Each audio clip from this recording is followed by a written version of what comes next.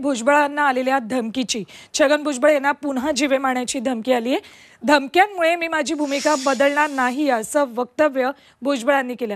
जे काय परिणाम व्हायचे ते होतील असंही भुजबळ म्हणाले. भुजबळांच्या घराबाहेरची सुरक्षा मात्र वाढवण्यात आलेली आहे. छगन भुजबळ यांना पुन्हा एकदा जीवे मारण्याची धमकी आलेली आहे.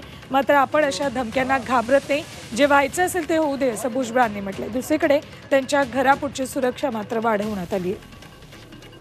शेवटी अशी पत्र आल्यानंतर म्हणजे आयुष्यामध्ये मला तर खूप वेळा असं धमकीची पत्र आली आणि प्रयत्नसुद्धा झाले, तो भाग वेगळा.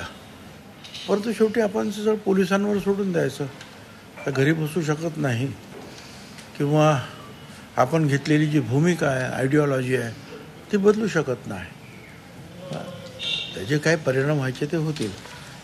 आपण पोलिसांकडे जी सगळी माहिती पुरवलेली आहे आणि पोलिस त्याचा शोध घेतील, काय खरं आहे खोटं आहे